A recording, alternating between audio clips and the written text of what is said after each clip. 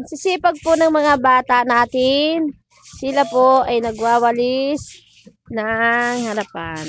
Dapat po sa mga bata ay maaga pa lang itinuturuan na ng gawain sa bahay para habang nalaki ay marunong na po kahit saan makarating na bahay. Ay naman po ang aming bulinggit ay walis tambo naman po ang daradala. Stand up!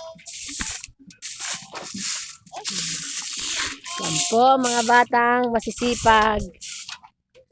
Sisipag po nila oh.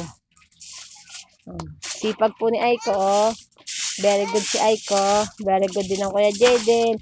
Very good din ang aming biyang yan. Mabait po nila oh. Sipag nila.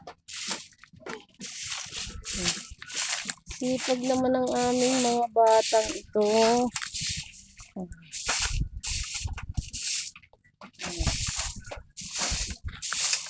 Subscribe po ng channel ni Biyang Yan sa YouTube.